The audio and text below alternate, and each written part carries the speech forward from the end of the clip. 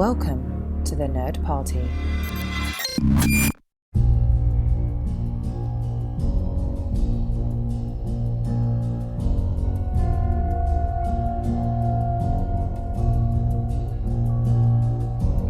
Hello and welcome to a special Between Takes episode of Missing Frames. I'm your host, Shawn Eastridge. Normally on Missing Frames, we watch all the movies we should have seen by this point in our lives, but every so often we do these Between Takes episodes for filmmaker interviews, random rewatches, and really it's just an excuse to reunite the Franchyze Boyz. That's right, the Franchyze Boyz are back. We've got Brad Gullickson here. Welcome, Brad.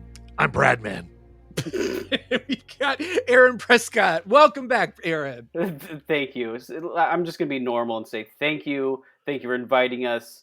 Thank you for thinking of us. And let's get our Batman on again. Yes. I'm Brad, man. Stop it. Stop it. Please stop. And speaking of thanking, I want to thank our listener, Keith, who is wonderful and basically called us out for not doing this episode because we did say in the Dark Knight trilogy episode that we did. That's right. There's more to listen to. If you haven't already, go back, listen to I think the first Franchyze Boyz episode was the Batman, the Burton Batmans and the Schumacher Batmans. Is that right? Yeah. I thought it was Alien. No, it was the Batmans because it started, we did Ed Wood together. And then I said, okay, I'm ready for revisiting the Burton Batman movies because I'm notoriously antagonistic towards those films. And that's where you came around on really enjoying them. Go back and listen to that episode and please don't at me. But we did those. We did the Dark Knight trilogy, and now we're jumping on Matt Reeves The Batman, which we talked about in the Dark Knight trilogy episode, but we've never gotten around to. So thank you, Keith, for keeping us pure, for keeping us honest. Yeah, and, but Sean, there was another Batman before Matt Reeves's Batman. I'm Isn't that correct? vaguely recalling something. It's Dietrich all a bit of a Bader, blur. Batman Brave and the Bold. Oh my God. What a great, no. If we get into animated Batman, we're going down many rabbit holes. So live action Batman, Brave and the Bold is fantastic. Better than the animated series. Wow. Brad with the hot takes coming in strong already. We're only 3 minutes into this I'm episode. just trying to encourage another Missing Frames episode about the animated versions of Batman. I am here for it. Oh my God. And Keith is going to call us out for not doing that episode. And you're going to force us to watch all the hundreds and hundreds and hundreds of animated Batman episodes. Thanks, Keith. Thank you, Brad. Thank you, everybody. But you're absolutely right, Aaron. We've got Batfleck. And we're not going to do a whole episode. I feel bad in a way because I do love Ben Affleck. I don't love his Batman, but I feel like he just got the short end of the stick. I think Ben Affleck should stop trying to be in a comic book movie, or maybe not comic book movie, but specifically he should stop trying to be a superhero because it never goes well for him. And I don't know. I mean, again, with all due respect to Ben Affleck, who I think is fantastic. We'll give a little shout out to his films. So we had BVS, DOJ, that's Batman v Superman, Dawn of Justice. We had, for those of you who aren't in the know, who aren't comic book fans, listening to an episode about Batman. What else? Oh, we had Suicide Squad. Yeah, for like 5 seconds. We had Joss Whedon's Justice League, and we had Zack Snyder's Justice League. And that's it. So, Brad, we'll start with you. General thoughts on Batfleck, and how do you feel? Do we think we got robbed from has the world been robbed by not getting a Ben Affleck helmed I Batman don't know movie? about being robbed. I am in the minority opinion that thinks that Batman v Superman Dawn of Justice is actually a pretty darn good movie. If you subtract the grosser elements of the fan base, I think you can have a good time with that film. I was not a fan of the Suicide Squad. I love James Gunn's Suicide Squad. You loved the Suicide Squad. I love the Suicide Squad. Not a fan of Suicide Squad. And I didn't like either versions of Justice League. But BVS, I like Affleck as Batman. I like him as like the older, more beaten down, a little more sadomasochistic. I like his take on Batman. And because we've had so many different versions of Batman, I think there's room for his there. All that being said, I do feel like his time has come and gone, and I don't miss him. Now, Right. I am curious about him popping up in the Flash movie, but there's a lot if of we ever get a things Flash movie going on with that Flash film that I'm not curious about. So, yeah, I don't know. I give him a thumbs up. Aaron, how about you? Well, I'm just. What if Ezra Miller just steals the film before it even comes to the theaters? That's what I'm. That's his final. Do you think act. that's the final act? That's what we're all leading to. I hate being this way, but I hate when I'm in lockstep with Brad and I agree with everything he says, because I do kind of like Affleck as maybe more particularly as Bruce Wayne than Batman. You know, he kind of had like a chunkiness going on with it. The suit is thick, and the suit is very thick. But yeah. I like the C's on thick that one. suit. I like the thick suit. Okay, Brad likes those thick suits. I do. There's a subreddit for you somewhere, I'm sure of it. I have all his action figures. No, but yeah, I thought BVS had its moments. I'm a pro Martha, issue. Martha. The Martha issue didn't bother me. I thought It not only doesn't bother me, I got emotional watching it in the theater, and I was surprised by everyone's cynical, mocking take on that moment. Yeah, I was like, I've been reading these comics since forever, and I was like, did I not pick up that both moms are named Martha? And I felt like a complete idiot. And it does kind of humanize everything. I think there's another full podcast alone just for those four movies, or just for at least for the DC. I was ready to have that conversation. Sean's the one who's like, no. All right. No, I think maybe that will come. But I do think there's a much longer conversation in my issues with the DC universe and what it attempted to do. And I have no desire to talk about the DC universe, just BVS. Well, I like talking about train wrecks. I think it's really sweet that we got the two Martha apologetics in the world we're here on this podcast right here and right now. That shout out. I was at Comic-Con when they announced BVS for the first time, and I was there with my buddies Darren and Brian and my wife Lisa. And when the BVS logo came up, sitting next to Darren and watching his head literally explode. He died that day. Wow. It was a tragedy, but a glorious one. Him. Yeah, dedicated to Darren and his exploded brain.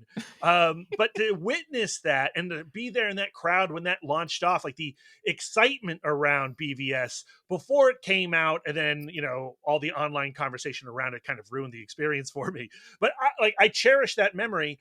And I also really vividly remember when rumors were coming out about Affleck stepping down because he was going to direct his own Batman. And then the rumor came around that Matt Reeves was going to direct that version of the Batman. And at Comic-Con in Hall H that year, Matt Reeves or Ben Affleck said this when a fan asked a question if he was leaving Batman.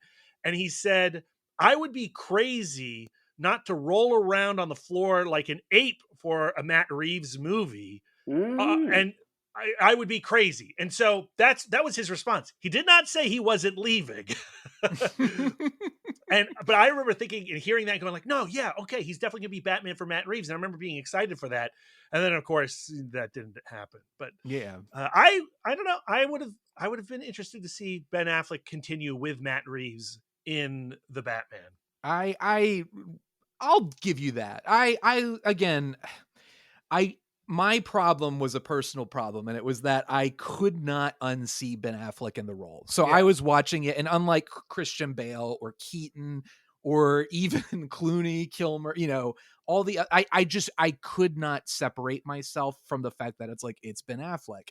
He's playing Batman. That said, that's me. I know there are people who feel the same way. You just don't see Batman as somebody who shops at Dunkin' Donuts. Right? That's exactly it. I couldn't unsee the Dunkin' Donuts, the coffee mugs and all that stuff. So I will say though, I think Batman v Superman especially, I will give Ben Affleck that. And I agree about maybe him being a better Bruce Wayne than Batman. He gives it his all. Like, I don't feel the way watching him in that movie that I do watching him in Daredevil, which is I just feel embarrassed. He is real. Like, Affleck gives his all. He gives his all to Batfleck. He is there for it, and he wants to be the best possible Batman he can be. And I give him credit for that. And I think the problem is with Justice League, because he kind of just becomes the grumpy old man going, wait for me, guys, you young whippersnappers, and cracking the jokes. Even in the Snyder cut, he's kind of relegated to being like the grumpy older man, like recruiting everybody. I find him more interesting in Batman vs. Superman, that character, and what he tried to do with it. So I will give him that. I don't discredit him, or I'm like, oh my God, he's terrible. It's just, I couldn't not see him as Ben Affleck, and it never meshed for me. I never really saw him as Batman, but I was interested in a Ben Affleck directed Batman movie, and I would have liked to have seen him in a Matt Reeves Batman movie, but I don't miss him either. I don't. Yeah, I'm happy we kind of. That. Yeah, I would rather them start fresh. I just felt by that point the DC universe was kind of crumbling in on itself, and I was like, look, if the less we can connect to this and all these things being interconnected, the better. So let's just start fresh with Matt Reeves, with R-Batz, and let's get going. Do we like R-Batz or Robert Battinson more? What do you think he hates least? I mean, what do I hate the least? I guess I hate R-Batz the least. Okay. That's what I hate them both because he deserves the respect of us pronouncing his full name. That is correct. Robert Pattinson's rad. He's rad for sure. So let's just jump into that. I will, and I said this in the Dark Knight trilogy episode, but like I am a Matt Reeves fanboy. I enjoyed Cloverfield. I think his remake of Let the Right One In was shockingly good. And his Planet of the Apes movies, I think, are two of the best blockbusters this side of the Dark Knight trilogy. So where I knew Ben Affleck, I admired his talents as a film director, and I was interested in seeing that Batman movie.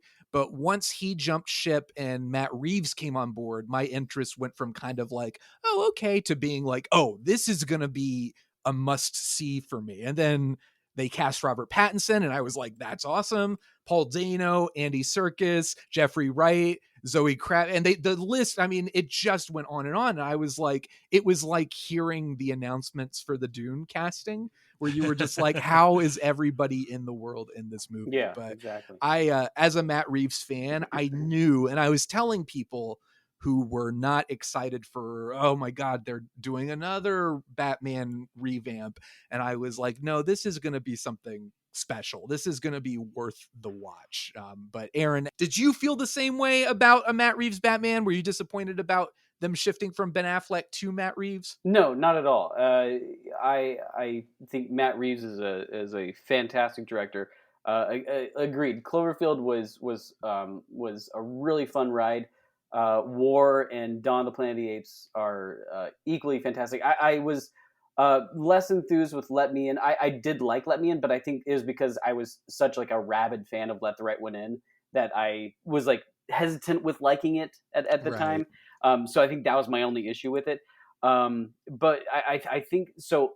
Every single name that's accredited to the Batman, from cast to director to everything, I was excited for, but I think I was just initially confused because I was like, you know, we live in a post MCU world where everything is supposed to be connected and intertwined and you know, feel like it's a part of some sort of family. And you know, with it feels like nothing going right with DC. You're like, where does this fit? And then you're hearing about this other Joker movie that's being made around the same time. You're like, where does that fit? Are these connected? You know, my brain was just exploding of like, I don't know what to think of this other than I like what is going on, but like, where does it fit?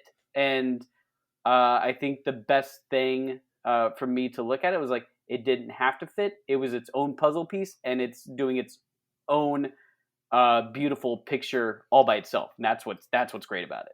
How about you, Brad? What did you feel about Matt Reeves taking the helm? I mean, I agree with everything you said about Matt Reeves. I was all in with Matt Reeves based on all the films that he had done. I like every single one of them to varying degrees.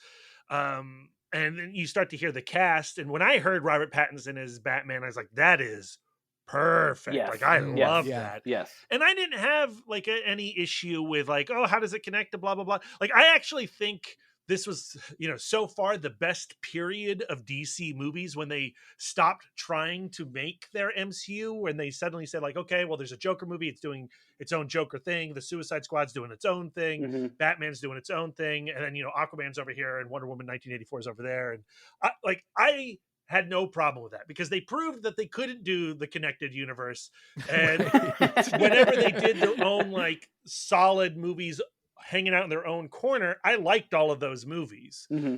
And what the weird thing that happened with the Batman is the closer we got to the release and as the trailers came out, I watched the trailers and I wasn't really in love with any of them. And the more I saw of the Batman leading up to its release, the less excited about it I became.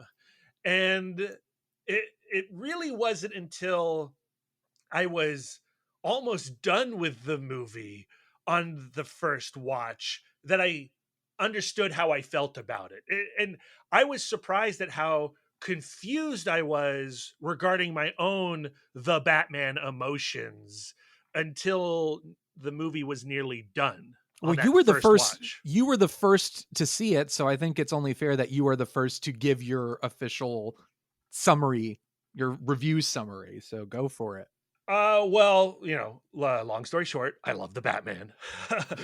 I think that I could only fall more and more in love with the Batman the more and more I watch it. I'm not ready to put it above some of my more nostalgic favorite Batman stories, but give it time. Yes, I did get to watch it at a press screening here in DC. Humble brag. And when I was watching it, there was things in it early on that I was really digging. Like, I love the narration in the beginning. I love that opening scene. As the film progressed, and I was also like all in for a 3-hour Batman movie. Like, if anyone's like, Brad, we got a 3-hour comic book movie, I'm like, can you make it 4 hours? Can you make it 5 hours? Like, if as long as I'm digging the vibe, the characters, the look, I don't care how long it is. I know Aaron is like, give me a 70-minute movie and nothing longer, but give me a 6-hour Batman one sit and I am there. I will not leave to pee. So he'll just pee. There will be a strange smell, by the way. There will be. Yeah, I've got a whole system. There's tubes. Don't worry about it. When you are watching this movie, when I was watching this movie the first time, you do feel the drag of it. It is not a fast, action-paced movie. It takes its time. It is slow. And as it was progressing and the darker the movie got, and the Riddler character in particular, especially his design being so closely based on the Zodiac killer or at least the image of the Zodiac killer from Lake Berryessa, that upset me. And the opening scene of this movie really upset me. And I was like, I don't know if I want a Batman movie. Like, remember, Brave and the Bold, the best Batman out there. Like, that guy, I don't know if he needs to be reminded of Lake Berryessa and the Zodiac murders when he's watching a Batman movie. So I'm watching this film. I'm like, this is really heavy. And then as it progresses and, all its commentary on 4chan and incels and the climax of this movie, I was like, I don't know if do I even like this film or do I hate this movie?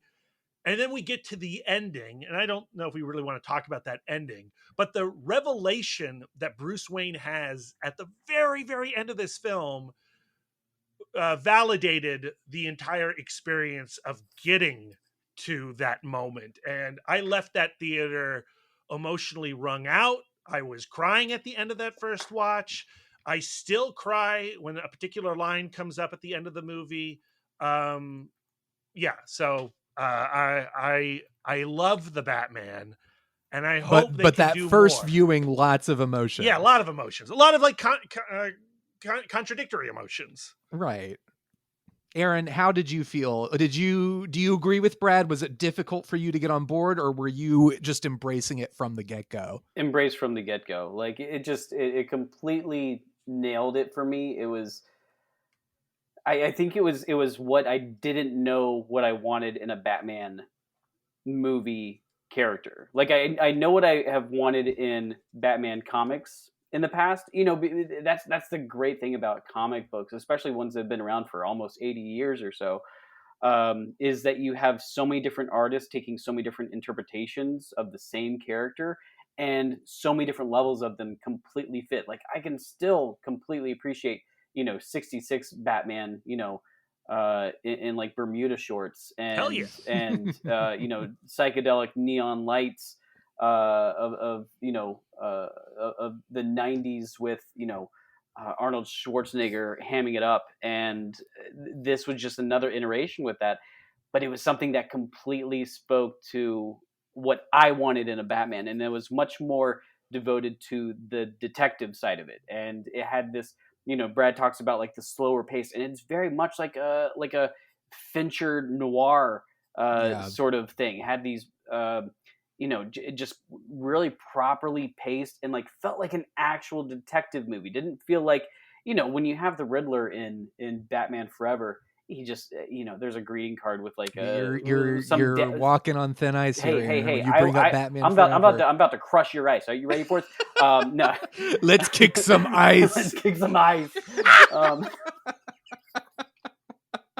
I threw it off. I threw it all off. It's over. Stop the episode. Oh no. Where was I? Riddler just, throwing in his dad jokes. But this had like a completely just different feeling to it. But also Greg Fraser, the DP, just annihilating like the look of this movie. The cape and cowl and the collar, the Batman collar, like it's just the silhouette of the Batman looks fantastic.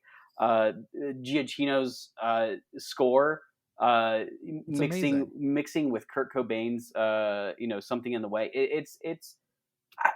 I don't know. I'm trying to think of anything that I could need more from a Batman movie, and the thing is that it's such a great, I think we got so inundated, at the turn of the century when we were starting to get more and more comic book movies, and every single first comic book movie was an origin story, because we felt like we needed to know where we were from.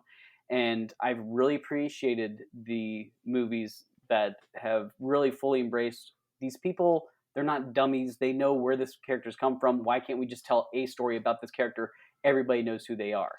And with this one, and taking the Batman, sticking him into year 2, and he's this like, misanthropic, just sort of angsty 90s. Year 3, right? It's 3 years? I think it's 2 years. It's 2 years? Yeah. Okay. Please don't interrupt me. Sorry. And he's got the black eye makeup.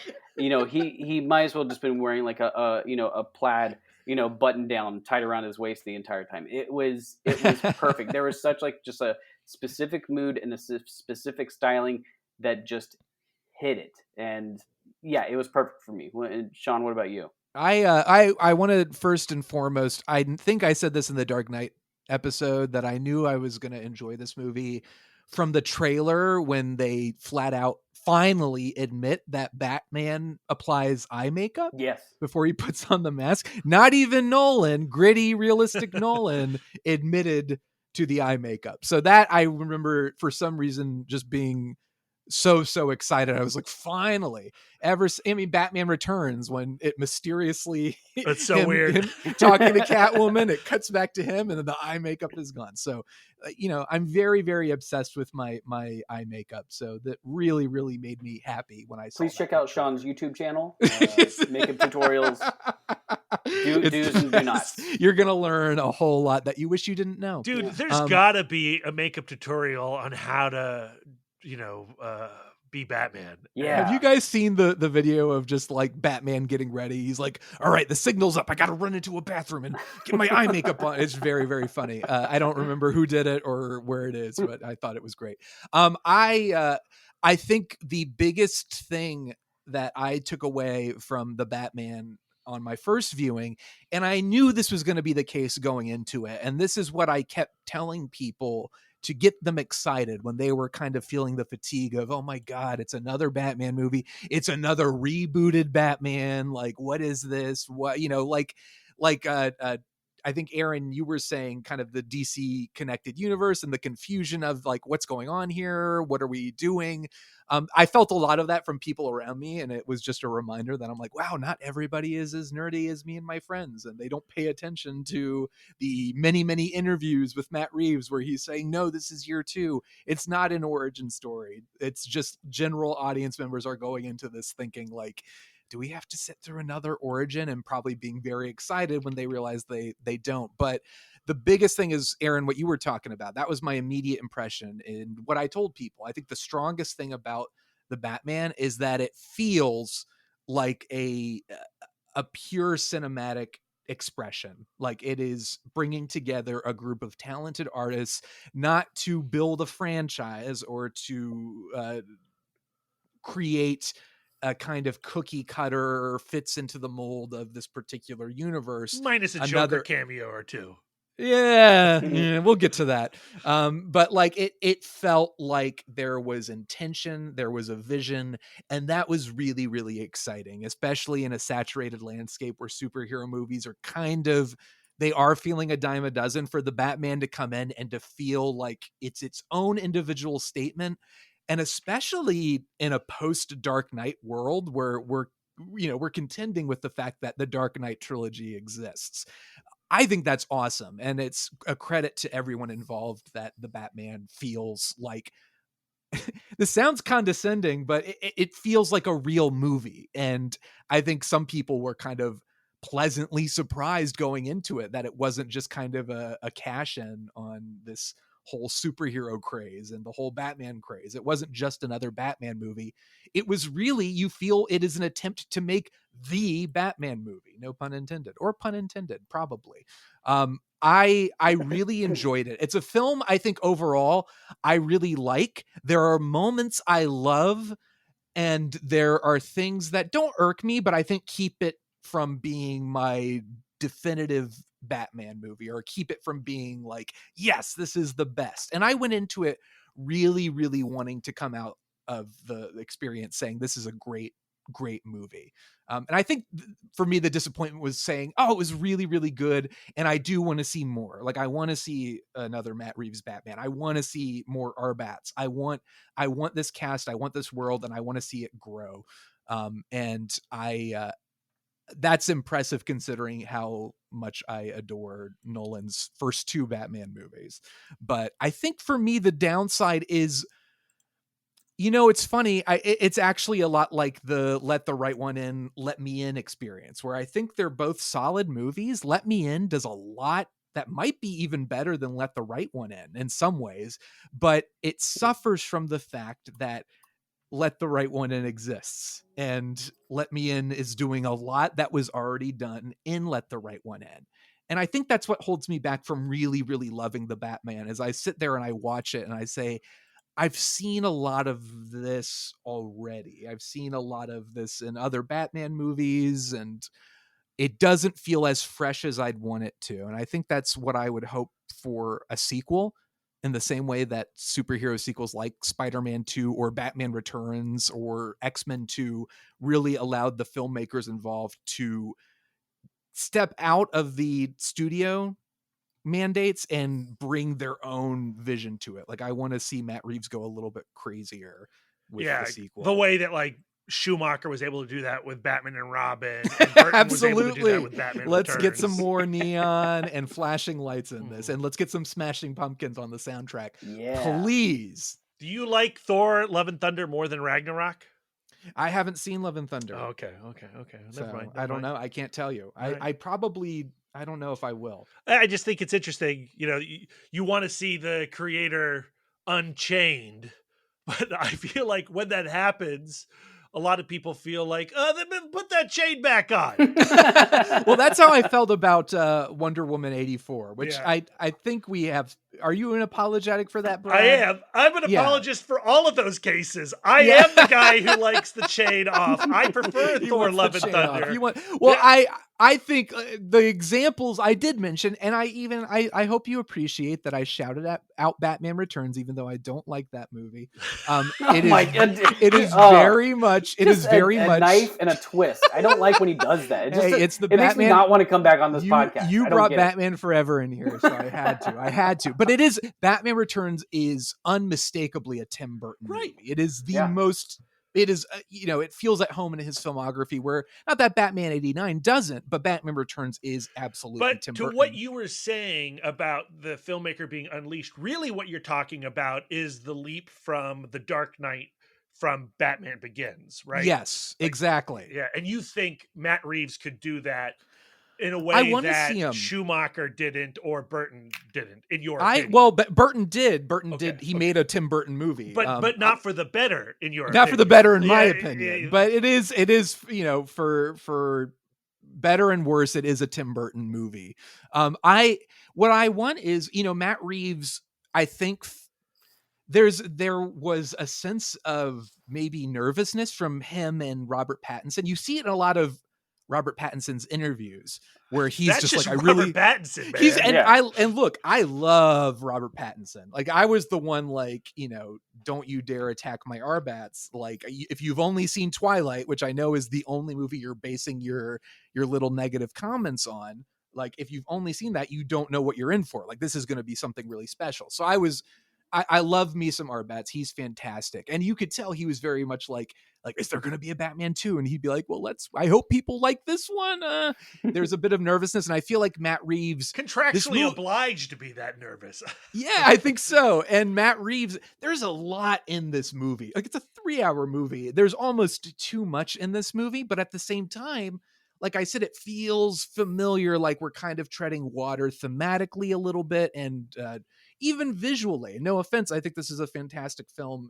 I think it's stunning in some respects, but I think I want to see them get a little looser. I want to see, okay, Matt Reeves, I get like that you're kind of doing the Batman, but I want to see something a little bit more with its own stamp. Like Dawn of the Planet of the Apes and War for the Planet of the Apes feel like a filmmaker who has something very, very interesting to say about that franchise. But also Planet of the Apes was a relatively, not simplistic, but like there was some room to go like a little bit deeper and a little bit darker with Planet of the Apes that may not be afforded to Batman, because we've seen some pretty definitive versions of this character. So I don't envy Matt Reeves having to one up himself and also compete with movies like The Dark Knight in the process. But I would really like to see something that it's not that the movie plays it safe. I just want to see something a little bit more with its own stamp. Does that make sense? Am I being a little too harsh? I understand what you're saying about your opinion, and that is a valid one. Okay. I do think that the Batman does something that no other Batman film has done before. I do think that visually, while I enjoy a lot of the aesthetic of this film, it owes a lot to the David Fincher palette. I think there's a tremendous amount of Seven in this movie, and that's I don't think I'm a genius for pointing that out. I think every person who's ever reviewed this movie has pointed that out. And so there is a familiarity with the aesthetic, but narratively and emotionally and character-wise, I think this film does something incredibly unique, to the point where I am nervous about a sequel, because a sequel has to portray a Batman that is very different from the Batman that we got for 2 hours and 45 minutes of this movie. Right. And do people in the audience want that new Batman, the Batman with a new perspective on what his mission in Gotham is? Or do they want the Batman that was tumbling into self-loathing and despair that you see in 2 hours and 45 minutes of this movie? I completely agree with you, because I think, I guess to kind of get back to a little bit of the story, one of the things that I thought worked extremely well, maybe as sort of like a just like a little character piece, was Batman returning to the Iceberg Lounge, and he does this 4 different times, and each time is different, and each time it evolves the character, and I think that's what makes this movie completely special. The first entrance, he goes in with brute force, just punching his way through, and he is fully vengeance. Like, I think we should point out that these are the best Batman fight scenes, I think, in a live action Batman movie. Oh yeah, for sure. Love Nolan, but I don't think he ever quite got those fight scenes No, right. But no. The go Batflick ahead. fight in the warehouse is pretty rad. It That's is pretty cool. rad. It That's is pretty cool. cool. That's pretty cool. But this has just like a different feel to it. Like, this one just feels raw and intense, and just like, and so like I was saying, with that first one goes with brute force. The second one, he kind of goes stealth mode by using Selena Kyle, because he's like, I can't go in because my persona is too far above me. I won't be able to do anything I need to do, either as Bruce Wayne or as Batman. The third time, he goes in specifically as Bruce Wayne, because he has to kind of humble himself and take himself up to Falcone to get him to get those answers. And the fourth entrance is him completely evolved into the Dark Knight. He's sneaks into the shadows. He's taken down bad guys using fear and intimidation and all the things that he's kind of learned. And that evolution of that character development, and as Brad said, with that ending and how that ends, and how he drops the necessity of being vengeance and becomes a bastion of hope for Gotham City. That's what I needed. So I agree with what Brad said. We won't be able to get that in the movies from here, but I am definitely very interested in seeing what Matt Reeves does with it. You don't think they would? You think they're going to stick in the I'm vengeance? They're going to de-evolve him? No, not at all. No. What? No. Well, you just said you don't think we're going to get that from the movies from here. And we're not going to get that character development. We're not going to get the character development of him in that year 2 mindset of moving from vengeance into hope. And so now we have a more not hopeful Batman, but he's now the he's married to Gotham now. He's the symbol. Yes. Like, he knows he has to be and more that's than what just... that's what I'm saying. We're not going to get that character arc in these further ones. Will they be able to? Will I be able to embrace the character of Matt Reeves as Batman in these sequels? I mean, but that's looking further on. We're focused it's so on this interesting because the campaign around this movie was that line of like, I'm vengeance. Yeah. And it's so cool looking in a trailer, and you're like, yeah, metal, yeah. Well, it's also, but like, that's something that Batman has said. Like, it is a Batman quote. And it's you think about Batman the quote. best version of that quote in the Bruce Timm Batman the Animated Series, Kevin Conroy saying, I am vengeance, I am the night. Like, it's so good. But then to use that, and so to show that off in the very start of this movie, when he says, like, I'm vengeance, and then there's the person who's been mugged looking up at vengeance and going, like, I don't want anything to do with that monster. And then the way that the word vengeance is repeated over and over and over through it, and the way that Selena Kyle mocks Batman by calling him Mr. Vengeance. And it's so good that when he finally gets to the end and he sees what being a symbol of vengeance has done and how it has inspired the Riddler and the Riddler's army, and him realizing, going like, I have had an effect on Gotham. I've had a terrible effect on Gotham. I got to be the opposite of what I have been. I need to become more, I need to be hope. People need hope. And that moment is just like, damn, yes, that's Batman. Yeah, it's great. It's great. I love that. And I think I think where I struggle to connect, not emotionally, I connect to R-Batz, and I love his performance, and I love him in the movie. I think it's maybe it's because he's so grim and emo through the movie, and it's kind of one note to me, especially as Bruce Wayne. Just like there were moments where I was thinking to myself, if anyone is trying to put 2 and 2 together and figure out who Batman is, I mean, look at the guy with the John Connor haircut who looks about as deadly grim as Batman does on a regular Bruce basis. Wayne, especially in this period, is one note. Like that's the point. Yeah, is he's that one note. He's a kid. He's trapped in a moment of time because of trauma, and this movie is his education and his evolution away from, well, not away from, but dealing and managing that trauma. Yeah, I get that. And I like a more traumatized Batman. Like for me, Christian Bale's portrayal is like the definitive one. Like I think the stumble was The Dark Knight Rises when Nolan was saying, no, Bruce Wayne has his life together and he has thought this through and he wants to pass the mantle on. Whereas I was like, no, wait. Bruce Wayne is traumatized and obsessed with being Batman and can't give it up because he's kind of a broken person. So the fact that that is first and foremost in the Batman is great. And I love seeing a Batman that's uncertain going on that journey and discovering what the importance of his role within the city, that it's not just about beating people bloody. It's about protecting people and being there to help and inspiring people. I think it's great. I think even though I don't want an origin story, I don't want to see it again. I don't want to see the parents killed again. I don't want to see him decide to be the Bat.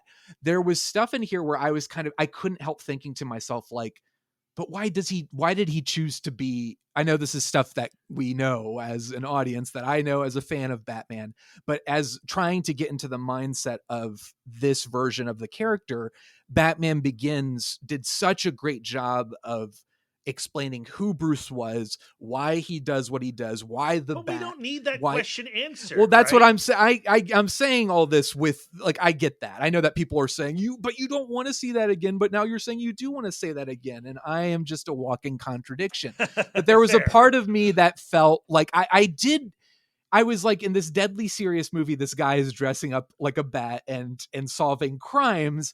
And there was just a little bit, I just wanted a little bit more explanation. It's the premise, Sean. You can't reject the premise. Even it could have just been in the voiceover of the opening with him saying, "I took on the mantle of the Bat because the Bat is the creature of darkness." There was a part of me that complaints. No. I'm telling you, like, it is. I get that it's contradictory, but to say I don't want another origin, but I don't feel like I understand why he decided to be Batman. But I do kind of feel that way. I feel like you can kind of get that from what the main crux of the story, or of what the Riddler is trying to get out, is the sins of the father and this relationship that his, and the relationship that us as an audience member has had with Thomas Wayne for the entirety of every Batman movie and thing that has come out, is that Thomas Wayne is this like upstanding, godlike citizen of Gotham, and to have that whole image humbled and to be challenged and to be shown a different side of somebody, I think kind of shows the path of Batman himself and why he would choose to do that when he and then kind of how he questions and his anger and everything that goes through that.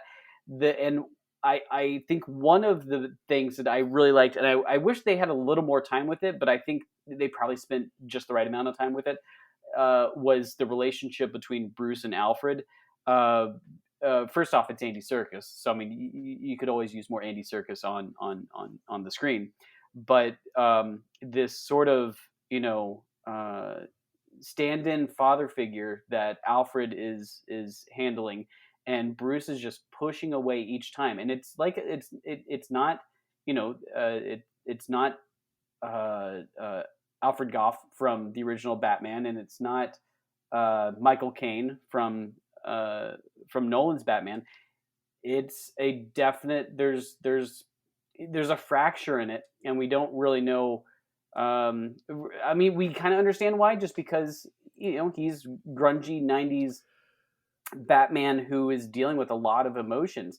But that scene in the hospital when he's when they're both kind of confessing, who they need to be for each other. It's a beautiful moment, and I think it's that flip of that switch for Batman to leave vengeance behind him and to become something better. Well, something I think greater. that moment is the scene that explains the relationship between the two of them. You don't need much before that, because you realize that Bruce Wayne did not realize what his relationship with Alfred was until he nearly lost Alfred.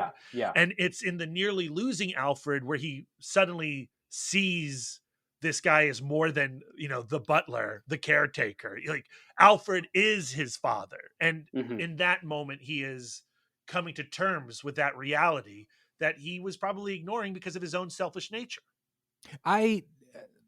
Not that I don't like this scene, but that scene felt like an emotional payoff that I didn't quite buy. I didn't feel was set up. I wanted more. Like, I like their relationship, and I think, Brad, that's a very spot on interpretation of what that scene is doing. I wish maybe there had been a couple more scenes between them. I mean, in my 6-hour cut, there would be. In Brad's ultimate cut of the Batman, there are many scenes. Release the Gullickson cut. That's what we want. There's a lot of shirtless Andy Serkis, and I'm here for it. That scene felt not cheap, but it felt like I was feeling the emotions, but not feeling like I was invested, because I was like, this feels like it's paying off something I don't know was set up completely.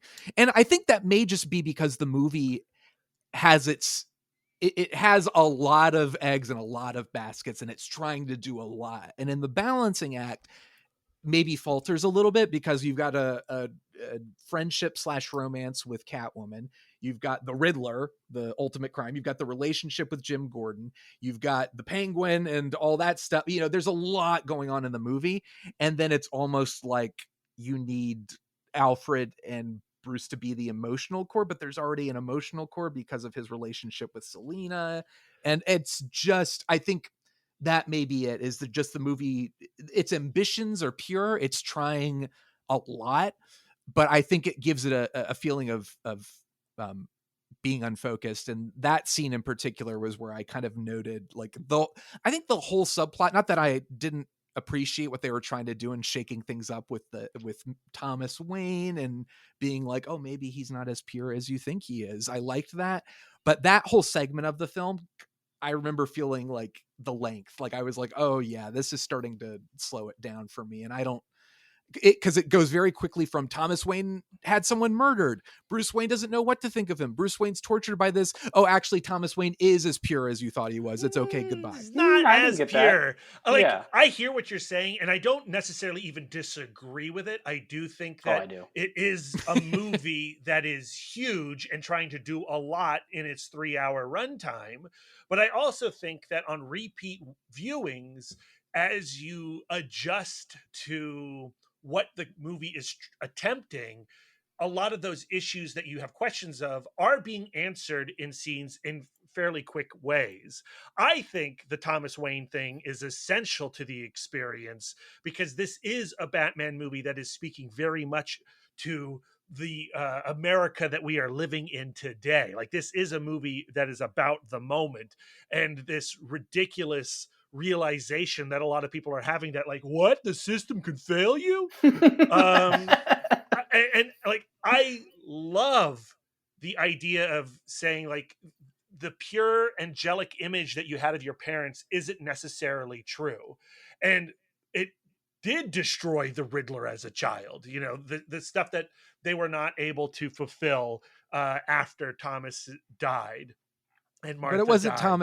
It wasn't Thomas's fault though. Like, no, I think not necessarily. I think they kind of they basically kind of undercut the dramatic impact by saying, but Thomas Wayne was a good guy because he felt bad about sending somebody to kill. But what it does is highlight the naivete of a rich person like that, right? Like, it doesn't make him a villain. It doesn't make him a murderer, but it does make him a privileged asshole who never had a chance in hell of helping any of these children that he was masquerading thinking he was doing.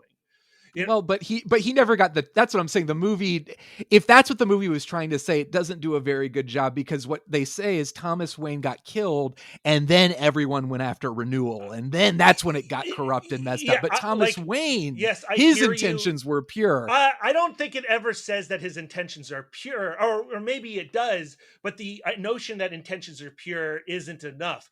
I agree it's not the strongest element of the movie, but I think to slight the whole film for even attempting that conversation, I don't know, to me it works to have the chat. Mm-hmm.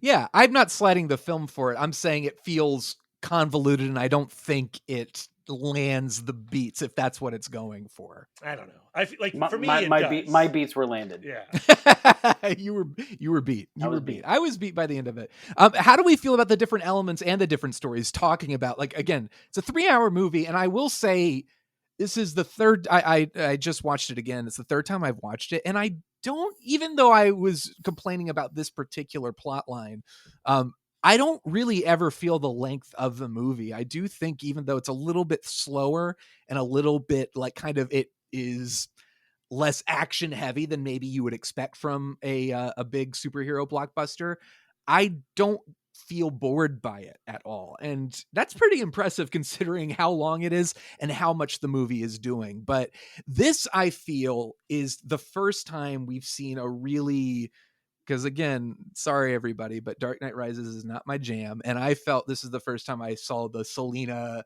Batman relationship portrayed the way I would have since Batman Returns. I agree. Sure, Aaron.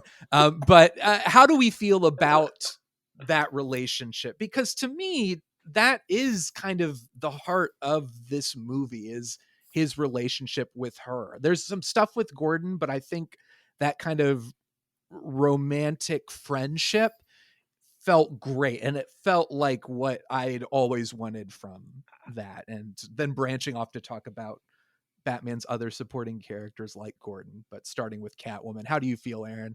I feel that I don't think there's a moment here I'm not going to say I feel great about, because this is it's a fantastic representation of these characters.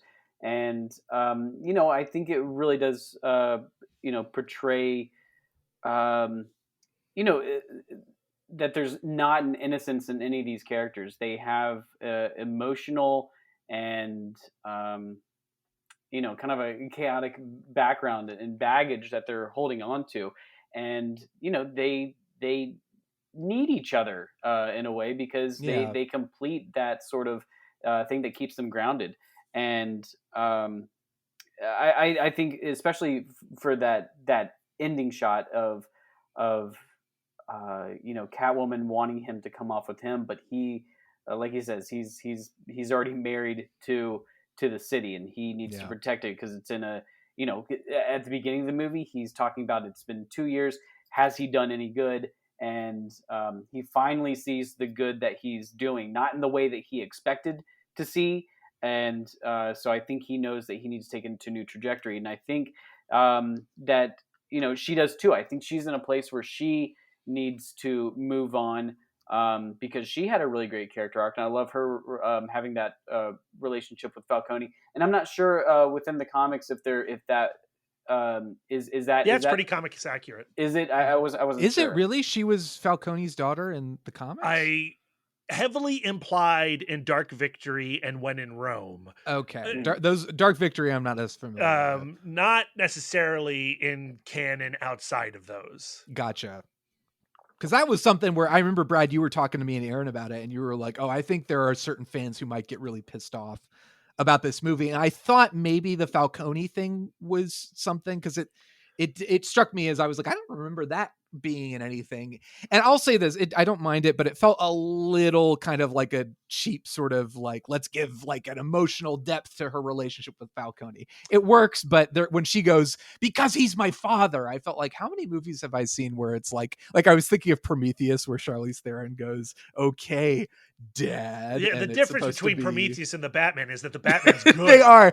Watch out. But anytime somebody says like, okay, Dad, or like the big reveal somebody's the father, again, it's probably just me, but I always think it's funny. So I think I disconnected for a moment where she's like, because he's my father. I was like, oh, okay. Everyone's somebody's dad. The bad guys are always the hero's dad.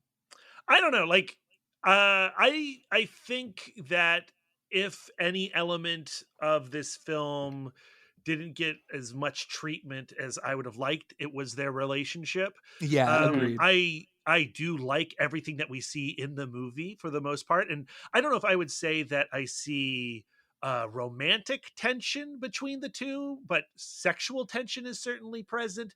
And I don't know if I would say that they need each other, but they certainly recognize the pain that each other have gone through.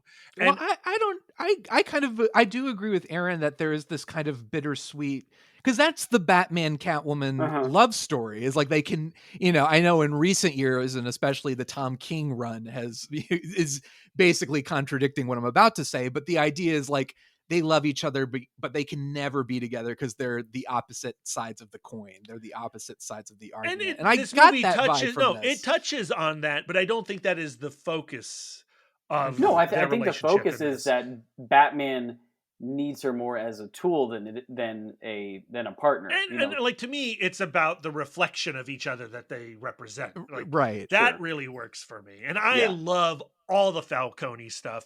And I think John Turturro is freaking amazing in it. And we haven't even said the name Colin Farrell yet, and the Penguin. Oh my God. But it's like a next level performance of that character, and the way that the Penguin is used, and the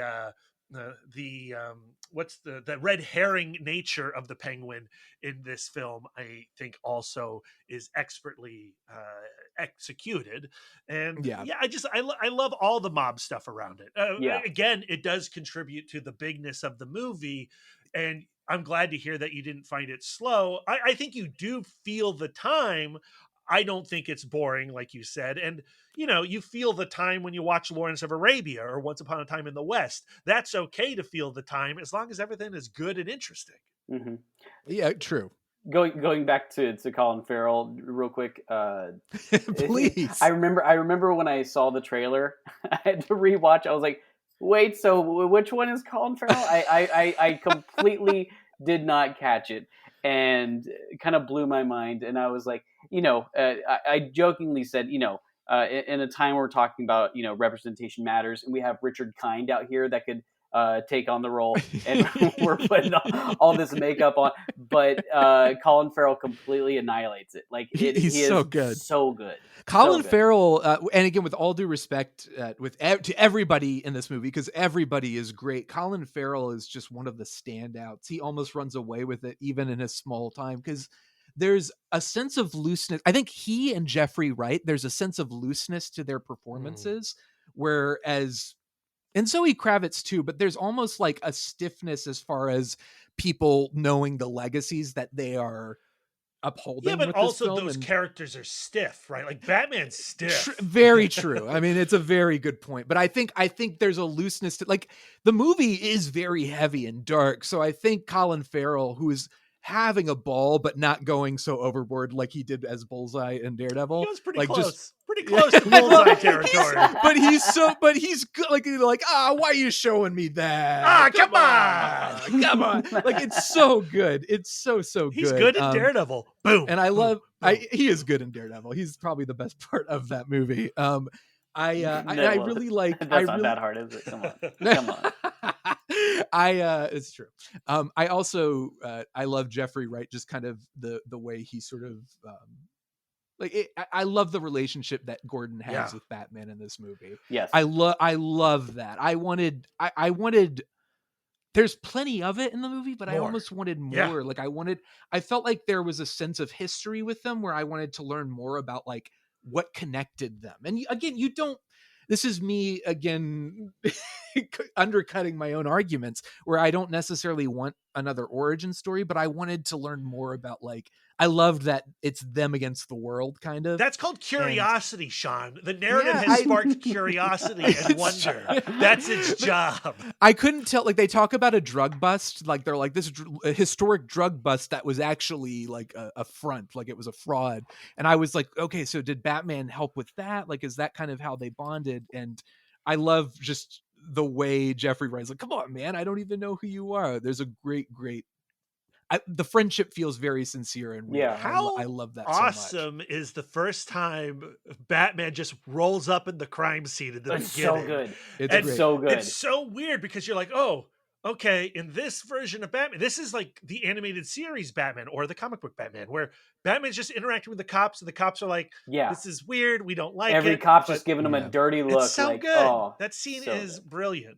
But I also love the way him walking around the room and finding little clues, and then people like, oh yeah, we saw that. Like we're good. We're taking photos, but there is an effectiveness to the way they portray him, because I kind of prefer the more atmospheric, like the Nolan, like he's in the shadows grabbing bad guys and he's more of a horror. He's in the shadows until he's just walking around in the daylight. which is the, again, I want to point out, is mostly in The Dark Knight Rises. But it's funny, there's something about the live action version of that feels weird to me, because again, the movie is very serious, so it's like, all right, here's the guy dressed in a bat suit in a very serious crime scene. But like that oddity, that's the oddity that we should be feeling as an audience, because... And they do address that. Like the cops are like, who is this weirdo? Who's this freak? And things like that. So it's not like it's something where the movie just ignores it. The movie does head on address like this. Yeah, this is kind of a weird thing. Yes, I agree. I agree. All right, great. So I other than, okay, Colin Farrell's amazing. Jeffrey Wright's amazing. Zoe Kravitz is amazing. We haven't talked about Paul Dano. How do we feel about Paul Dano's Riddler? I know, Brad, you were very unsettled by it. Do we feel, and this is a very unique interpretation of the Riddler, because the Riddler, we've got Batman Forever, of course, a masterful turn by Jim Carrey, so masterful that Tommy Lee Jones was like, well, I'll just do that instead of being Two-Face. And in the comics, he's a little bit more quirky, I think, like, not as, in recent I won't say not as years, deadly, but they've really tried to enhance his sinister nature. Quality. Like, I think Scott Snyder in Zero Year did a great job of really revealing what a threat Riddler can be. And then Tom King in the War of Jokes and Riddles. Tom King just dropped an issue with Mitch Gerads called The Riddler One Bad Day, and it might be the best Riddler comic I've ever read. And in that one, he is psychotic. I feel like Tom King and Mitch Gerads watched the Batman and they're like, yeah, we could crank this dude up to 11. And so if you haven't read that comic book, I would highly recommend it. I think it's a really upsetting portrayal of the Riddler that made me very uncomfortable. And I was legit scared the first time he just appeared in the shadows in that person's home. That's so good. And that murder, like, hey, everyone, let's come and watch a Batman movie. Yeah, bring the whole family. It's family. the big superhero movie. This guy's going to beat this dude to death with this axe thing or the carpet tool. Really savage and unsettling. I love Paul Dano, his face when they get him in the cafe. Yeah. But they like the expression, the rage in his face as they're handcuffing him, and the way it shifts to like, oh, there's my guy when he sees Batman on the other side of the window is so good. And Paul Dano is great. Such a he has a punchable face, and it's just it fits perfectly for a type of character that's kind of like, incel. I want to say on the record, I would never dream of punching Paul Dano. I love him so much. No. Aaron wants to punch Paul Dano. Yeah. Let's put that out. I'll buy a ticket. When you come out of There Will Be Blood, you kind of fair. Okay. a hatred to that guy. And it took a long time for me not to hold There Will Be Blood against the human known as Paul Dano. Yeah. I do want to say I think Paul Dano's great in the movie. I did, again, as far as like one of the things that held it back for me is the cell phone videos and filming himself, and even the like in some ways there's some Heath Ledger Joker there where I'm just like, okay, I've seen this already. I've seen the like you have not the Joker torturing somebody on the news station. 4chan Yeah. Riddler. Yeah. No, I haven't seen that. The way that it evolves by the end of this, where it does kind of have like a similar like kind of scheme as the Dark Knight, and where you have this crescendo of this final like, you know, I think as a movie in total and as a character arc, I feel like, you know, you kind of have a complete movie even up until when we capture the Riddler, and then all of a sudden, you know, the bombs go off and this flood happens. That kind of feels like that fairy situation that happens in the Dark Knight. Yeah, but done better. Yes, those are the words I was looking for. Yes.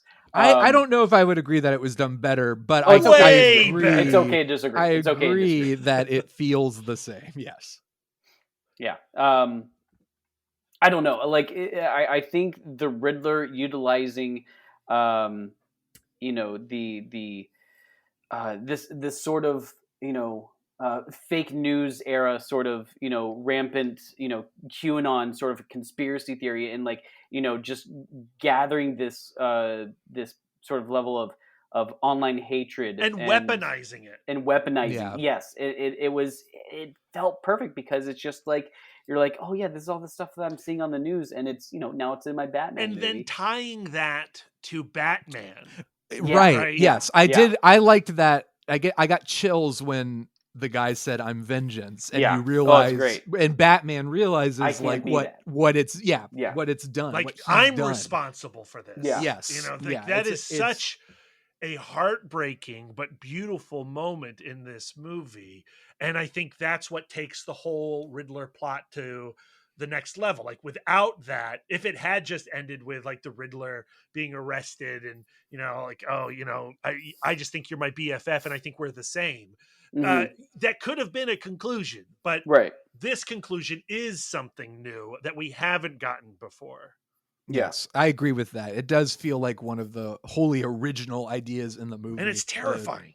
It is. It's really effective, and it's great. And again, I think why it's so effective is the way it speaks to Batman as a character and the journey he has in this movie. Do we like the basically fourth or fifth act climax of the seawall being blown to bits, or does it feel specifically for that that final arc for Batman? And I think especially like the, you know, we talk about Batman being in, you know, this creature of the night the whole time, and when he, you know, the final thing where he's lighting up that red flare, he gets everybody to the roof, and he's carrying people off, and you see him kind of for the first time, at least around people, in daylight, and it looks perfect, and you just have that moment where he realizes the Batman that he needs to be.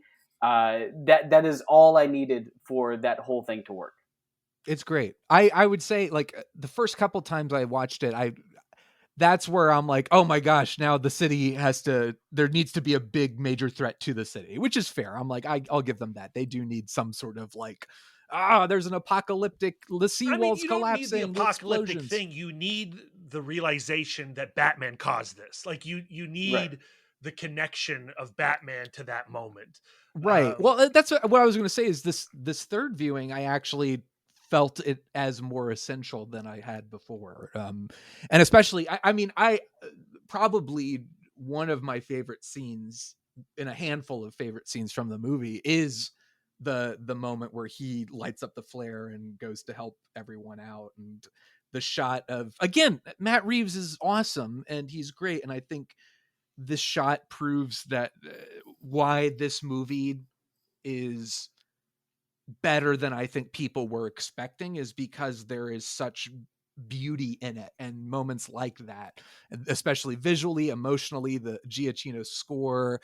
I love just the overhead shot of Batman being the beacon leading the people to safety. I would have liked more phenomenal. of it. Like, give me the 3.5 hour cut if we're not going to get the 6 hour cut, where you do see Batman rescuing more people. Yes, yeah. Guys, get that hashtag out there. Release the Gullickson cut. Let's get it going. All right, let's get this thing trending. It doesn't exist. Well, I was just gonna say, I would like to say, from a completely just like technical, super nerdy, as a post visual effects artist point of view, that they used the volume, which is ILM's LED screen creation instead of green screens for a lot of this stuff, especially for that final shot where he's on the rooftop and dawn is breaking right there, and just some really amazing stuff. And I had just read an article, I forget what site it was on, but I think the title was something like "The volume isn't working for Star Wars," kind of saying like everything's looking flat and all this stuff. And in relation to Obi-Wan Kenobi in particular. Yeah. And to that, I have to say, it's the thing that is with, no matter what visual effect you are applying something to, it is the people that you are putting behind the camera. It's execution. Greg Fraser knows how to execute a shot. You have somebody, and I'm not saying the people of Obi-Wan don't, but when you have a skill level that is up there with Matt Reeves and Greg Fraser and that team right there, you can see that it doesn't matter, if this newfangled technology of these LED panels that are creating this amazing light behind you, you have the right people with those tools, you can make just about anything. And I thought this has some of the most iconic, Batman shots that we've had in any of the movies. Aaron, Absolutely. I agree with you. I want to just say yes, that's all true. However, oh my God. My feeling is that I don't care if an effect looks good or not, honestly, as long as I can connect with it. Like when I watch King Kong, 1933, King Kong by Willis O'Brien doesn't look like a real giant gorilla, but I engage with it because I have opened up my childish imagination and I have connected with the characters and the emotions on screen. And all this complaining around Obi-Wan Kenobi, not childlike imagination. Yep. I just want to point that out. Yeah. Obi-Wan Kenobi and all the complaints around it. I still manage to engage, even if I don't think they're on a planet with rocks tumbling all around them. I can get there with my brain because I'm a human Brad, being. I wasn't saying I agreed with this stupid article either. I was just referencing that out there. I hear you. I think you were disagreeing with me. It's okay. We got it. No, I think the volume is great, and I think it's certainly better than green screen. So my buddy works on the volume at ILM. So well, I mean, and that's why I'm hoping he'll get me a job. That's really all I'm trying to do. And I just want press access. Press access to the volume, or to just Skywalker Ranch. Brad just wants to create his own backdrop so that he can be Batman and can live out his fantasy. I'm just saying, with some chewing gum and some sticks, I can make a really great effect, and it doesn't matter. Hey, look, Tony Stark built this in a cave with a pile of scraps. I want to go back to what Brad was talking about with the idea of where the Batman goes. Yeah, Brad, you want to go back on what I talked about? No, not so much. Okay. No, but we were both kind of, or everyone was kind of hinting at it, but Brad called it out about where does Batman go next? What is the journey for this Bruce Wayne and Batman? And I think there is room for a balance between the still learning version of this character, the character that still is gonna get beat up when he skydives from the top of a building, finding his way, but knowing that he is better than just the I'm vengeance, I'm gonna beat people up. There's still a journey here for this character. I feel I still think there is room without being now I'm the fully formed Batman. I think he can be a little bit more confident in what his mission is, but also still stumble and still find his way as a human being and as the Batman. I think there's room for that. And I'm very interested and excited. I knew walking out of the movie theater the first time that even though I wasn't completely oh my God, it's a masterpiece, I was I want more of this. I want more of Matt Reeves. I want more of Robert Pattinson. I want to see where this goes. And it would be a damn shame if I don't get that. And thankfully, I think it's officially greenlit. Is it official? I hope it is. I think they just said it's official that Matt Reeves is coming back, that Robert Pattinson is coming back. Matt Reeves just signed that first look deal with Warner Brothers. Yes, Discovery. So, excuse me. Well, I know there was Warner Brothers doesn't have any money, so I don't know why we're there's a lot of stuff is getting thrown to the wayside. So I think that has been officially greenlit. But I mean, I just want to put my 2 cents into that hat, like just saying, like, I think there is room for the balance between the kind of brutal, angry, uncertain Bruce, but also with the lessons learned from this movie, and there's space to grow. Yeah, but I wanted to get your thoughts. As somebody who reads Batman, the comic book, every month, there's lots of Batman stories to be told. And this Batman, I think there's definitely room to explore his emotional journey. And I really want to see that next film, hoping that they carry on that theme of hope and trying to make, Bruce Wayne trying to be something more than what he has been so far. Mhm. And if you look at like all the Batman movies, especially the Christopher Nolan Batman movies, in each Batman film that Nolan did, that Batman, it has to learn a hard lesson. Yeah. And that's the important thing with all, I was going to say like all superhero characters, but like all characters. Like no one wants to watch a movie where the person is fully formed. First off, there is no such thing as a fully formed human being. You're on a constant journey and a constant state of growth. And it's essential. I would say Paddington the Bear is a fully formed. He's pretty close. character. He's pretty close. I do agree. Let's not have a grouping. I'm not we gonna should argue. all aspire to be more like Paddington. But Batman is always on a journey, and he is always failing and learning from those failures. And that's what I want to see from the second Batman film. How about you, Aaron? I want it all. I literally just want the same team. I want Pattinson, I want Reeves, I want Fraser, I want Giacchino. That's all. Any thoughts on? I love Fraser's work. Are there any thoughts to like the complaints of the movie being too dark and dim to understand visually? Those people are dumb and no, Brad. I would just say that I've watched the film 3 times in theaters, and I think it is crazy gorgeous, and I love the cinematography to death. If you say watch the Batman on HBO Max streaming at noon, and you don't have like blackout curtains, it's a little hard to see things. Okay, that is a fair complaint. You have to wait for sun to set before you hit play on the Batman, as you should for most Batman movies. But Aaron, anything else you want to say about? Are there any stories we want to see, Brad? I know you were kind of like, I want to see them lean more into supernatural. Do you think there's room for that in this version? Dude, I don't know.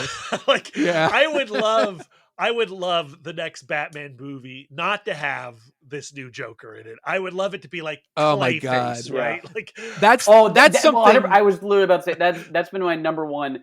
Please somehow find a way to make Clayface a character. Give me Clayface. Yes. I do want to point out that if there is one scene in the Eastridge cut of the Batman, get rid of the Joker scene. It doesn't. I was gonna say it ruins it doesn't ruin, but it is everything we're talking about like, yeah, it feels like its own cinematic expression. It doesn't feel like Marvel. That is such a like, it's gotta tease a sequel, and I'm not into it. Important thing about that scene is that it completes the Riddler's arc of finding a BFF. That's true. The whole movie, he's like trying to lure Batman over to his side. We've been in communication. We're doing the same thing together. And then he is crushed and broken to learn that Batman doesn't see him as an equal. But then we get to the end and he is placed in a cell next to the Joker. And he's like, oh, wait, hold up. You're the guy I've been looking for. And I think that's a great interpretation. Yeah. And I think in many ways, it has to be the Joker because, frankly, the Joker is the only Batman villain that I think people would really recognize other than like, oh, Two-Face maybe. I think people are immediately going to be like, oh, the Joker, I know who that is. But because it's the Joker, it just feels like sequel bait. And I know Matt Reeves was like, no, that wasn't the intention. And I'm like, Matt Reeves, if it wasn't the intention, you could have found another villain. I believe him. I believe him. I don't think that's the intention because I do think it's important to conclude the Riddler's arc. I really do think it works well. Now, I don't think the next movie should open up with the Joker and the Riddler busted loose. And the sequel is the war of jokes and riddles. Although I bet you can make a really great movie out of that.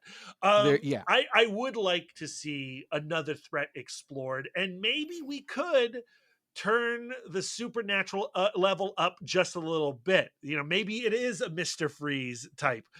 before we get to Condiment King. But that is the end goal, is Condiment King and Crazy Quilt. Aaron, are there any Batman stories you would like to see? We've seen a whole lot. Like, this movie obviously took a lot of inspiration from things like The Long Halloween, and I know Ego was something that Reeves referenced a lot. You know what though? But, like that Ego reference, like, okay, barely. There's some quotes pulled from it, but like you can't reference Darwin Cook and then give me Greg Fraser. Like, sure, I think more of the idea. Yeah. Like on paper, it's like, oh, that sounds good, because it's not him saying, yeah, we really took inspiration from Year One and The Dark Knight Returns, which is what I think most people reference for good reason. But Aaron, are there any Batman stories that you know of that you would like to see, or a direction you'd like to see this franchise go in? Not really. I literally just want. I trust in this team, especially Matt Reeves at the helm, and I know one of the first things that when he got the call from Warner Brothers that he had gotten the gig, was his first thing was to dive into the comics and stuff that he's been a fan of since forever. So I trust that, and nitpicking stuff here and there, and kind of finding stuff that works in every corner. I do like when a director just kind of goes weird, and I do enjoy when the chains come off, even when they when things get a little wild and a little crazy. They unleash the Ice Age. That is what I want. That's Matt Reeves directing Mr. Freeze. Yes. Yeah, bring back Arnie. There we go. Let's do it. That's Let's the do hashtag. it. How about the Court of Owls as a sequel? Scott Snyder. See, I'm not familiar with the Court of Owls. I would love that. I would love that. A Vanity Fair interview, or maybe it's a GQ interview, where they have Robert Pattinson, Jeffrey Wright, Paul Dano, and Zoe Kravitz. And at a moment, I saw that. Yeah. Some fan writes in and references the Court of Owls, and Jeffrey Wright's like, "Oh, I haven't read that." And Paul Dano goes, "Bro, you gotta read the Court of Owls." yeah, I saw that. And Robert Pattinson's like, yeah, that would be a great sequel. Like, and it would, because I think it would also lean into the systemic problems that Gotham is born out of. And not just that, but I think so let's say this movie has ended with Batman being a bit more confident in who he is. Yeah, let's open the Court of Owls movie with him being that. And what makes, frankly, I think that story so effective is the way it like tortures that character. Yeah. Unlike any other Batman comic I've read, like there's some really good ones, but like that kind of humbles him in a way I think could be really exciting. Give me Owlman. Let's Owlman. See. Let's see. I'm into that. Court of Owls is a great suggestion. Bruce Wayne has a brother. What? What? Huh? What's happening? Any? I know they reference Hush. I think the character that Thomas Wayne. His last name is it Elliot? Yeah, like I think Thomas there's some Elliot. things there. Did they reference it? They have a headline. They reference Thomas Elliot, and they have a headline that says Hush at one point. Or if it's not a headline, it's like Riddler graffiti. The Riddler, scribbled Hush over his picture. We don't need Hush. I would agree with that. I like Hush, but I don't think it's as great as everybody. Hush is a blast, really but it is a watered down Long Halloween. Yeah, I agree completely. Mm-hmm. But so great Jim Lee art. So it's you're there for the Jim Lee art. Yeah.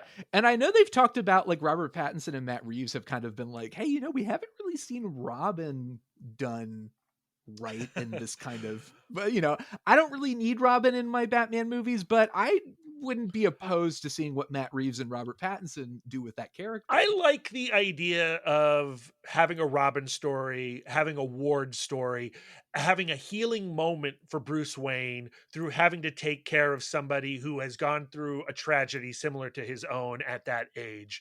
I think there's a lot you could do with it.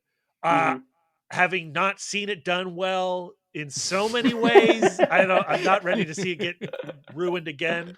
But I would not be opposed to it. Yeah, I'm with you. Anything else we want to say about the Batman? Any final thoughts or things that you feel need special attention that have not been called out? I think we already said it, but I just want to make it clear. I think Michael Giacchino is a genius, and I think this is a fantastic score. Anything else? You know what we haven't talked about is the Batmobile. Batmobile is awesome. It was so rad. So cool. It's awesome. I squealed in the movie theater when we had that moment of it revving up and you see its outline. It's so good. It's so good. I let out a squeal. It was great. Like, again, when I saw it in the trailer, I was like, oh, that's kind of a neat take on the Batmobile. But in the theater with some IMAX and the subwoofers under my seats, best Batmobile. And that car, the car chase, you know, again, those brown notes for you. But again, tube system. I'm okay. Yeah, you're good. You're good. You're double tubed. Okay. Yeah, double tube, triple tube. Even as someone saying, like, I've seen the Batmobile chase in plenty of these Batman movies before. I love the way it's shot.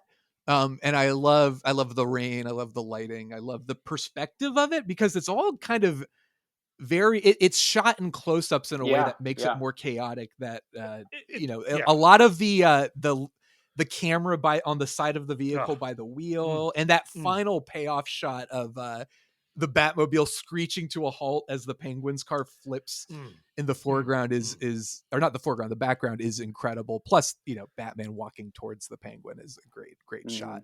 Yeah, Batmobile's awesome. I'm here for it. I want more of it. Don't love the Bat Cycle. No, I could do without the Bat Cycle. The Bat Pod spoiled us, I think. I think the Bat Pod was just too good. It's just such a throwaway vehicle at the end. You need the sidecar with Robin in it so that you can detach and go off in separate directions so you can get into the Batcopter. Oh man. Do we want to reference to Batman naming things the Bat this and the Bat that? Do we need more of that in our Batman sequel? Yeah.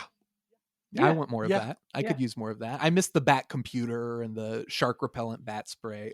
I think we could balance out the grim dark with some Adam West like humor. that's the way to do it, right? Like, so if you're going to do the sequel, I think bringing in Robin and exploring hope by being a parent to Robin. Yeah, I like that a lot. And if you read Darwin Cook's The New Frontier, and the reason that Cook gives to the brightening up of the Dark Knight, because he didn't want to be the scary figure. He wants to be the scary figure for certain people, but not everybody. And I think that would be an interesting thing to explore. The branding of Batman. I think you could bring Robin into a Court of Owls story I do too. and have Robin, without spoiling, because Aaron, I really think you should read Court of Owls, but have Robin have his moment to step up and become the hero in a way that could be really exciting. All right. I hope Matt Reeves, I hope R-Batz, I hope you're both listening. Take this pitch. This is a one big pitch for the sequel. You're welcome. Anything else we need to pitch or any other thoughts, final thoughts? Still want Clayface. Still want Clayface. Agreed. All right. Well, our final ratings, with 1 being the lowest and 5 being the highest. Oh man. I want to just do like Colin Farrell Penguins. I just wanted Colin Farrell. How many Colin Farrells? Because he's so good in this. How many would you give on a scale from 1 to 5? Brad, we'll start with you. I give it on my letterbox currently 4.5 Colin Farrells. Okay. And I think I just don't have that other half there because I'm afraid of recency bias. But I don't know, like just talking about this movie and having to defend it against all your terrible opinions has made me appreciate the movie even more. So it could be 5 Colin Farrells. I don't know. Okay. Aaron. Listen, this is emphasis on the in the Batman. This was my Batman. And the only thing that I think took away from this movie is that it was so unkind to Richard Kind in giving the role to Colin Farrell. So I'm not going to give it Colin Farrell's. I'm going to give it Richard Kind, who should have been in the role as the Penguin.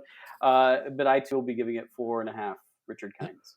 All right. I feel the same way talking with you guys, and also this third viewing I think was my favorite viewing. I still think, and this is I think the only review I've written this year is for the Batman, and you can read that review on Letterboxd. I still feel pretty close to that review, and I would still say 3.5 from me. That's but, like a 5 or 4.5 from a Brad. So okay, whatever helps you sleep at night, Brad. But I really admire this film. I think it's really, really solid, and I'm excited to see. I think depending on where they go next, that could change. But for me, Batman Begins is like my perfect Batman movie, and I love it so much. Okay, Sean. And I want everything to. I want everything to be that movie. So. You've opened up the rankings now. Rankings. So, do we want to just where this nestles like in your rankings? Do you want to do the full rankings? I mean, I always want to do the full rankings. All right, Brad. Well, then, Brad, we will start with you to give me time to pull up my letter. So I am struggling with how much I'm loving the Batman right now. Right now, it's super high. Like I feel like there's a. Do you want to just go into top 5? Okay, we can do 5. We'll just. I think it'll be in our top 5 and all of ours. Well, I'm just going to start talking, and it's going to stop when it's going to stop. Number 1 for me is still Batman Begins for all the reasons we talked about it in our Batman franchise episode. And then I think it is right now The Batman, and then Batman Returns, and then The Dark Knight, and then The Dark Knight Rises, and then Tim Burton's Batman, and then Batman Forever, and then Batman v Superman Dawn of Justice, and then Batman and Robin, and then I thought we were just doing 5. Suicide Squad. I just let him go. Just let him go. Did I not include the Mask of the Phantasm? The mouth just keeps on opening. We could talk and he'll keep going.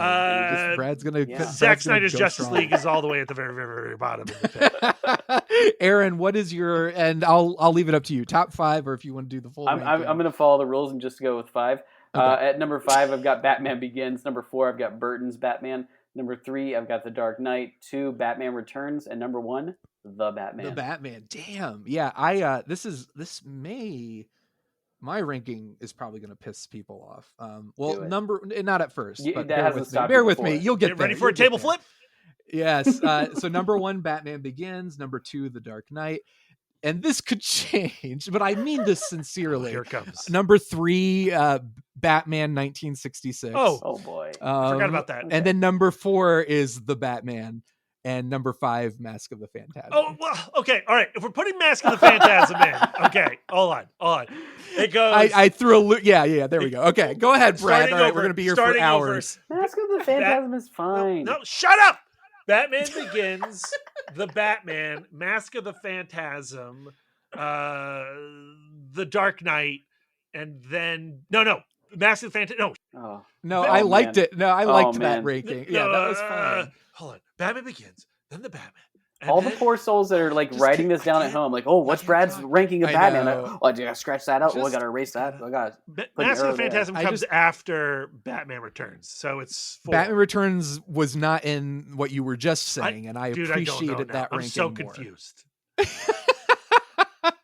And I agree, Aaron. I like Batman Mask of the Phantasm. I think compared to the other Batman movies in this list, I certainly like it more than those. But it's a very good episode of Batman the Animated Series. That may need to be another episode of Between Takes, Missing Frames. But as long as it's with you guys, I'll do all the Franchyze Boyz episodes. I don't even care anymore. It goes Batman Begins, The Batman, Mask of the Phantasm, Batman Returns, The Dark Knight, Batman 89, The Dark Knight Rises, Batman 66, Batman v Superman Dawn of Justice. Did you say The Batman? No, yeah, that was number 2.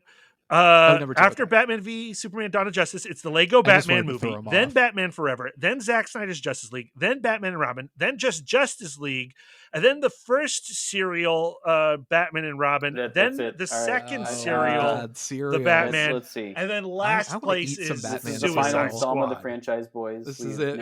We died. We all died. Brad killed us with Brad is Follow me on Letterboxd at MouthDork if you need a visual representation of that. Gentlemen, you're both wonderful. Thank you so much. Always a pleasure to have the Franchyze Boyz on. And if people wish to find you, you can find Brad MouthDork on Letterboxd. Brad, Yes. where else can they find you? Twitter, also at MouthDork. Instagram, also at MouthDork. I co-host the Comic Book Couples Counseling Podcast with my lovely wife, Lisa, at CBCC Podcast. And pretty excited about that podcast. If you like podcasts, you should go listen to that podcast. Agreed. And Aaron, how about you? You can find me at A Cool Hand Fluke on Twitter, Letterboxd.